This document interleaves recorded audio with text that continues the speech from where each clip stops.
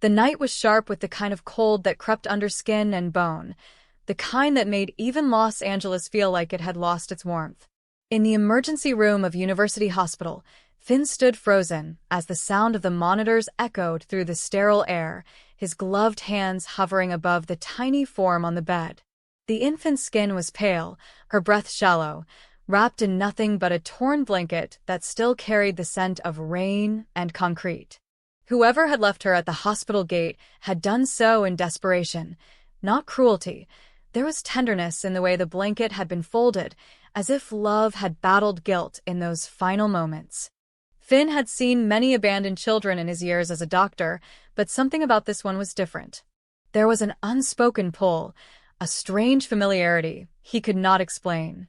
The baby's hand clutched weakly at his finger, and in that moment, he felt something shift inside him, something that made it impossible to step back.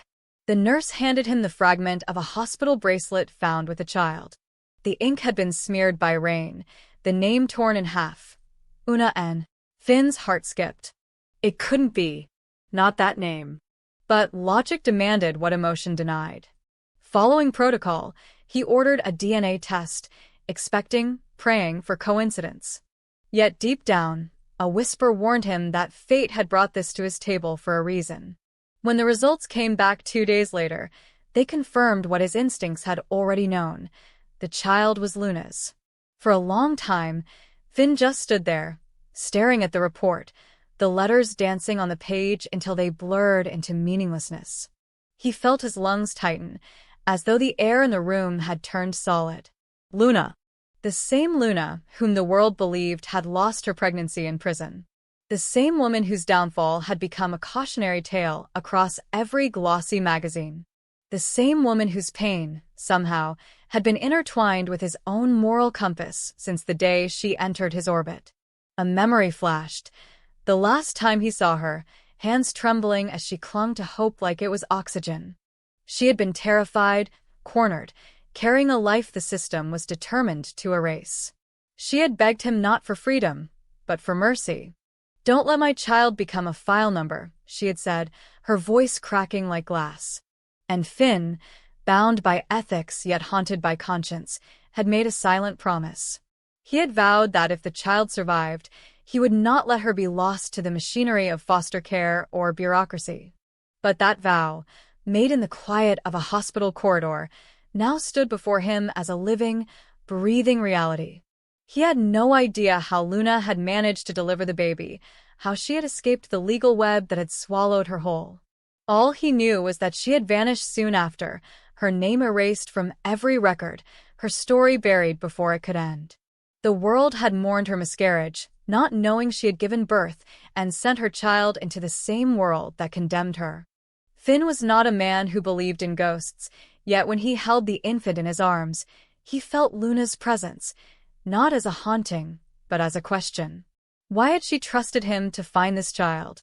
Or worse, had she known he would? He named the baby Hope, though it wasn't her real name, only something temporary to fill the silence. The irony was bitter. Hope, the one thing Luna had never been allowed to keep. Every instinct told him to protect the child, to honor that unspoken trust. But to do that, he needed to bring her home. And that meant facing Steffi. Steffi Forrester was a woman who had spent her life fighting for control of her home, her marriage, her family legacy. The Forrester name was more than wealth. It was armor, built layer by layer to hide the fractures that power created. When Finn told her about the baby, he used simple words, careful ones, the kind that softened truth into obligation. He told her about the cold night, the hospital gate, the empty bracelet. He said the child had no one, that she was a victim of circumstance, that she deserved a home. He didn't tell her the rest. Not the DNA, not the name, not the impossible tangle of fate that linked their lives to Luna. He thought he could manage the secret, at least until he found a way to separate the truth from the danger. But secrets, especially in the Forrester world, had a way of fermenting into poison. At first, Steffi agreed. She had always admired Finn's compassion, even envied it. There was something noble in the way he looked at the world, as if people could still be saved. She let the baby stay, convincing herself it was temporary, that they were doing the right thing. But when Finn began spending more nights in the nursery than their own room, something in her began to fracture. She told herself it was jealousy, exhaustion, fear, all logical emotions for a mother of two taking in another child. Yet beneath it all lurked something darker. The memory of Luna's face, the woman whose chaos had nearly shattered her marriage. Luna had been beautiful in a way that made people forgive her sins, dangerous in a way that made Steffi's insecurities bloom like bruises. To think that her husband was now protecting Luna's child felt like betrayal reborn. One evening, Steffi entered the nursery quietly and found Finn asleep in the rocking chair, the baby cradled against his chest. The sight pierced her, not with tenderness, but with dread. It wasn't the posture of a man fulfilling a duty, it was the posture of a father. The way his hand rested on the child's back, the soft hum under his breath, it all felt too intimate, too natural. When she asked if he had grown attached, he smiled absently, unaware of how much the expression hurt her. That night, she lay awake staring at the ceiling, replaying every word, every glance. A new thought took root. What if Finn wasn't just protecting the baby? What if he had a reason to? The question grew like mold in the corners of her mind. Steffi began noticing things she had never paid attention to. The way Finn flinched when someone mentioned Luna, the hesitation before he answered questions about the adoption, the tension in his voice when he said, "She's innocent." Innocent, the same word he had once used to defend Luna after her arrest. The same word that had nearly torn them apart. When she confronted him, her voice trembled, part fury, part fear. Finn, caught off guard, tried to calm her, but the silence between his explanations was louder than any lie. When she demanded the truth, he hesitated 1 second too long. That pause was all it took. She saw it in his eyes, the guilt, the impossible burden he had been carrying. And then she knew. The revelation hit like a knife. The child was Luna's. Steffi's world tilted, her sense of safety shattered. She heard herself laugh, a brittle, broken sound. All the memories of Luna came flooding back, the scandal, the manipulation, the humiliation. That woman had stolen her peace once, and now, through her child, she was back inside her home. To Steffi, it felt like the ultimate violation. She saw the baby's tiny face and imagined Luna's eyes staring back, mocking her from beyond the grave. She turned on Finn, her anger raw and trembling. How could he bring this ghost into their lives? How could he betray her trust, hide something so unforgivable? But Finn, pale and exhausted, didn't defend himself. He simply said, "The baby did nothing wrong." It was the truth, and yet it only made things worse. Because in that moment, Steffi realized she wasn't just angry at Luna. She was terrified of Finn, of what this said about the man she had married. Rumors began to swirl almost instantly. Someone at the hospital leaked the DNA test, and tabloids pounced. Headlines screamed insinuations. Finn's secret child with Luna? Forced marriage on the brink. The public loved the story, the noble doctor, the fallen woman, the forbidden child. Steffi felt the walls closing in, the whisper of scandal echoing through every corridor of Forrester Creations. Ridge called, furious, warning her to contain the damage. Liam, ever the opportunist, offered sympathy laced with judgment. Even Hope looked at her with that unbearable mix of pity and curiosity. For the first time in years, Steffi felt small, exposed, powerless. But Finn's torment was worse. The more he tried to explain, the deeper he sank into contradiction. He swore he had never betrayed her, that Luna's child wasn't his. Yet the timelines, the secrecy, the emotional weight all painted another story. Late at night, when the house was silent, he would stand by the crib and stare at the baby, wondering if he was capable of something even he didn't remember. The resemblance haunted him. The curve of her mouth, the faint birthmark on her hand. Were they coincidences or fate mocking him? He had helped Luna through so much, shared moments of unbearable intimacy born from empathy and guilt. Could something have blurred in that space? Could he, in his desperate need to save, have crossed a line he had convinced himself didn't exist? The questions gnawed at him until sleep became impossible. Steffi's fear turned to obsession. She started avoiding the nursery, refusing to touch the baby, yet she couldn't stop thinking about her. Every cry, every coo, every glimpse of her husband holding that child felt like proof of Luna's lingering hold. She found herself staring at old photographs, comparing eyes, shapes, gestures, trying to convince herself that the resemblance was in her imagination. But it wasn't. Even the children had begun asking questions. Little Kelly once pointed at the baby and said, "She looks like Daddy."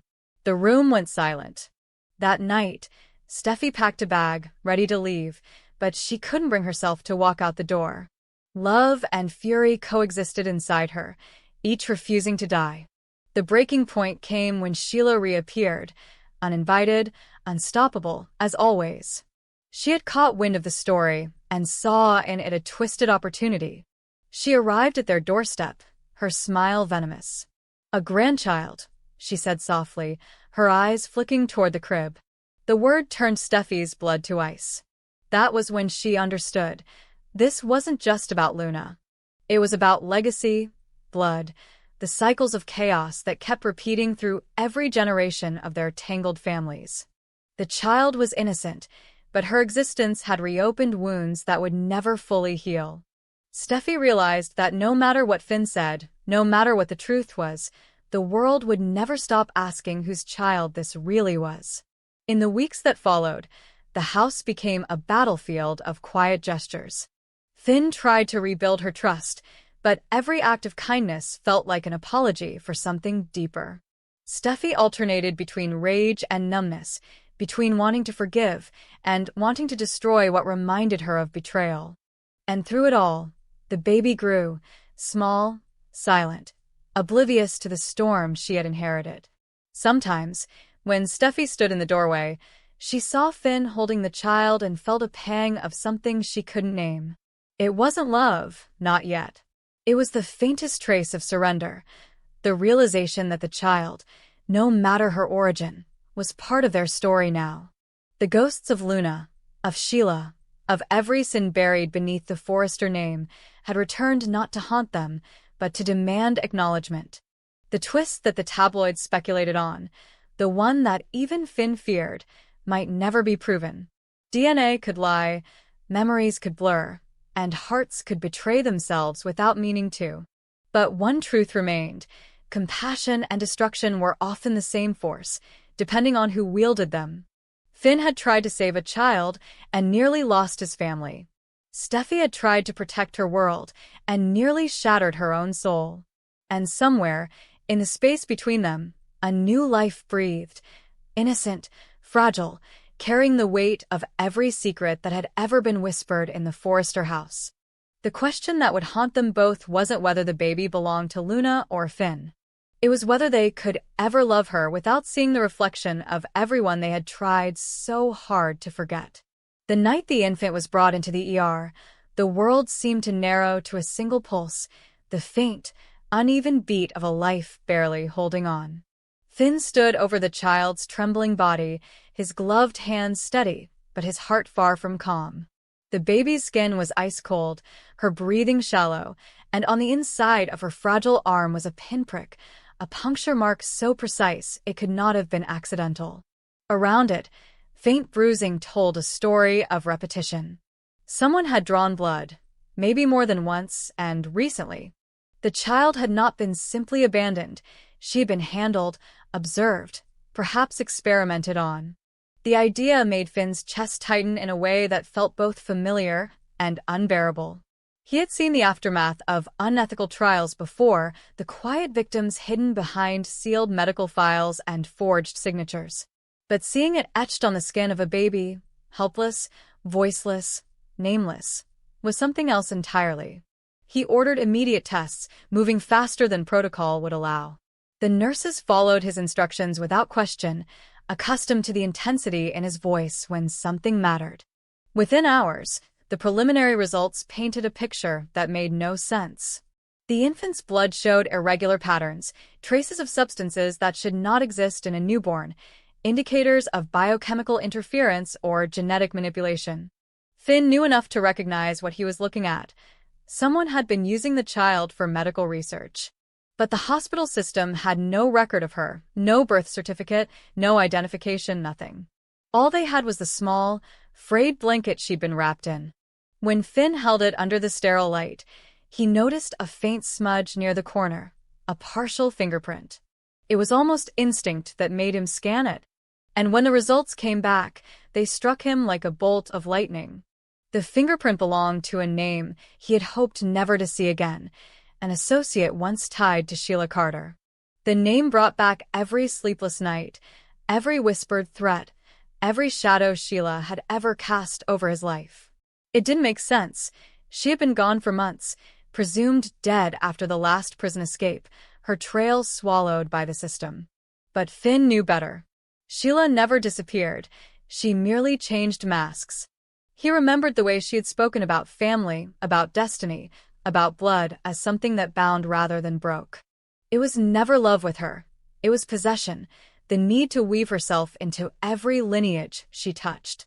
And now, as he looked at this fragile life lying in the hospital crib, he wondered if she had done it again. Not through violence, but through creation. The hospital security footage revealed little. A hooded figure had left the baby at the gate just after midnight, staying long enough to ring the bell before vanishing into the rain. There were no distinguishing features, only the way they held the child. Not carelessly, not cruelly, but almost reverently. Whoever it was had wanted her to survive. That paradox haunted Finn more than the evidence itself. He spent the next few days chasing paper trails that dissolved as soon as he found them, false medical records, empty bank accounts, phone numbers that led to disconnected lines. Each dead end pushed him closer to one conclusion. This was not a random act of desperation. It was orchestrated. And the conductor, whether visible or not, was Sheila. Still, Finn wasn't ready to voice his suspicions. He needed proof, something undeniable. So, he went deeper, breaking through digital firewalls, requesting off-record DNA analyses, and examining old patient files Sheila might have accessed during her brief time as a fugitive nurse. That was when he found her. The girl's name was Emily Hart, barely 20, admitted months earlier for complications in an early pregnancy. Her file had been incomplete, half her tests missing, her contact information falsified. She had been listed as discharged just days before Sheila escaped custody. No follow-up, no forwarding address. But there was something else. Emily had been under the supervision of a clinic that once received funding from a pharmaceutical company known for unethical experimental trials, a company that Sheila had allegedly collaborated with years ago. The more Finn read, the colder he felt. Sheila hadn't just used Emily. She had planned this. He ran a final DNA test, against his better judgment, against the rules that kept medicine from crossing into obsession. When the results returned, the air left his lungs. The child's DNA shared partial markers with his own. Not enough to make him the father, but enough to suggest she had been genetically linked to him. The implications were horrifying. Either Sheila had stolen his genetic material during one of her many betrayals, or she had manipulated Emily's pregnancy to ensure the baby carried a strand of his DNA. Either way, the message was clear. The child was her creation, a weapon disguised as innocence. A living heir to Sheila's madness, but also, in some twisted way, to him. Finn's first instinct was to protect the baby, to make sure Sheila never found her. He knew better than anyone what happened to those who became pieces in Sheila's games. He remembered how she'd once said, "If I can't be part of the family, I'll build one that no one can take from me." Those words, dismissed as delusion then, now echoed with terrible clarity. He told himself that adopting the child was the only way to keep her safe from the system, from the press, from Sheila's reach. But beneath that noble reasoning lay something more fragile: guilt. This child might not be his, but she was part of a nightmare he had helped perpetuate simply by existing in Sheila's world. Saving her felt like redemption. When he brought the idea to Steffi, she didn't react immediately. Her expression was unreadable, her silence more eloquent than words. She had fought too many battles with Sheila's ghost to entertain anything bearing her shadow. A baby left with her fingerprints, she finally said, her voice shaking. That's not a coincidence. That's a warning. Finn tried to reason with her, explaining the medical side, the innocence of the child, the importance of not letting Sheila's evil define the life of someone blameless. But Steffi heard only one thing, that Sheila had found another way to crawl back into their lives. Every memory of fear came rushing back. The time Sheila had shot her, the endless months looking over her shoulder, the terror of raising children in a world where that woman still breathed. To Steffi, this wasn't an orphan, it was a curse. The days that followed were an unspoken war. Finn couldn't abandon the child, and Steffi couldn't bring herself to accept her. The nursery became a battleground of quiet gestures, a bottle left untouched, a blanket removed from sight, a door kept closed. Finn would rock the baby to sleep late at night, whispering promises that Steffi tried not to hear. Each cry that echoed through the house was a reminder of their fractured peace. For Finn, the sound stirred compassion and sorrow. For Steffi, it was a haunting melody, the echo of Sheila's laughter dressed in a child's wail. Then came the first sign that Sheila's plan, if it was hers, was far from over. A letter arrived with no return address, postmarked from a small town 2 hours north of Los Angeles. Inside was a single photograph, the baby wrapped in her blanket, taken from an angle that suggested the photographer had been watching the hospital that night. On the back, in handwriting both delicate and deranged, were 3 words: "Protect what's ours." Steffi nearly fainted when she saw it. Finn, on the other hand, felt something shift inside him, a collision of fear and determination. Sheila was alive. And worse, she knew exactly where to find them. The police were notified, but Finn kept part of the truth to himself. He didn't mention the DNA results or the suspicion that his own genetics might be part of the child's creation. To admit that would give Sheila power and Steffi reason to leave. He convinced himself that silence was protection, though deep down he knew it was cowardice disguised as care. Meanwhile, Steffi's paranoia grew into something almost tangible. She began locking every door twice, installing cameras, avoiding sleep. She loved her husband, but trust was slipping through her fingers like sand. Whenever she looked at the baby, she saw Sheila's eyes staring back, not with innocence, but with possession. The house, once filled with laughter and light, turned into a cage of whispers. Finn's motherly noticed the change when she visited. Her sharp eyes missed nothing, the tension in Steffi's voice, the exhaustion in Finn's face, the eerie quiet that followed every cry. When she learned the baby had been found with signs of experimentation, her expression hardened. "This is what Sheila does," she said coldly. "She poisons everything she touches."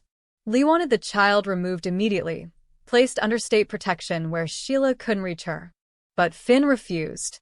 If Sheila wanted her alive, he said, then taking her away won't stop her. She'll just find another way. Steffi listened to them argue from the hallway, her heart twisting. Part of her wanted to side with Lee, to send the baby far away and close this chapter forever. But another part of her, the part that still remembered what it was like to be motherless, to long for protection, couldn't ignore the small, fragile heartbeat echoing from the nursery. Sometimes, late at night, she would find herself standing in the doorway, watching Finn hold the child, his expression soft in a way she hadn't seen in months. And, against her will, she felt something stir, a dangerous empathy that blurred the line between fear and compassion. But fear always won. Every morning, the newspapers seemed to inch closer to the truth, hinting at Sheila's survival, her network, her unfinished business. Each headline was a knife twisting in Steffi's stomach. And then, one night, the alarms went off. The motion sensors caught movement in the backyard. Finn rushed outside, but by the time he reached the garden, there was nothing. Only the faint scent of gardenias, Sheila's signature perfume. On the windowsill, left like an offering, was a small silver charm bracelet. Hanging from it was a single tag engraved with a name: Eden. That was what Sheila had named the baby. The paradise she could never enter, the innocence she could never possess. The message was unmistakable. She was watching, waiting, reclaiming what she believed was hers. Finn's resolve hardened. He couldn't let Sheila win again. He began working with private investigators, tracing every possible connection to her old associates, following the faintest digital trails. But each step deeper into the mystery drew him further from Steffi. She felt abandoned, overshadowed by the ghost of a woman who refused to die. Her love for Finn turned defensive, brittle. She wanted to believe in him, but she could see how his compassion for the child was becoming obsession, a dangerous echo of his mother's mistakes. Meanwhile, the baby Eden grew stronger. Her eyes, once clouded and unfocused, now glimmered with intelligence. Sometimes she would stare into space, her expression eerily calm, as if she could sense something the adults couldn't. There were nights when the monitors flickered without reason, when her cries would start minutes before the power went out, when Finn swore he saw shadows moving in the hallway. The rational part of him blamed exhaustion. The emotional part wondered if Sheila's touch had left something far darker behind, not physical, but spiritual. By the time Finn discovered the hidden camera in the nursery vent, it was already too late. The footage had been transmitted elsewhere, to someone who was watching them. Sheila wasn't trying to take the child, not yet. She was proving a point, that she could invade their lives without lifting a finger. That every wall, every secret, every ounce of safety was an illusion. And yet, in the middle of all that terror, something unexpected happened. One evening, Steffi picked up the baby for the first time without fear. Eden's tiny hand reached up, gripping her finger with impossible strength. The warmth of that touch broke through the ice around her heart. For the first time, she saw not Sheila's legacy, but a child who had never asked for any of this, a life born into chaos, waiting for someone to choose her over their own fear. Steffi held her close, realizing that perhaps the only way to destroy Sheila's power was to love what Sheila had intended to weaponize. Still, the shadow of the unknown lingered. Was Eden truly innocent, or was she part of something larger, a scientific experiment, a manipulation, a ticking time bomb of genetics and vengeance? Was she Sheila's final trick or her ultimate failure? Finn didn't have the answers. What he did have was conviction. As he watched Steffi cradle the baby in the dim light, he understood that protecting Eden meant more than defying Sheila. It meant confronting every piece of darkness she had left inside them. Outside, the wind shifted, carrying the scent of gardenias through the open window, faint, deliberate, like a whisper from someone who refused to be forgotten.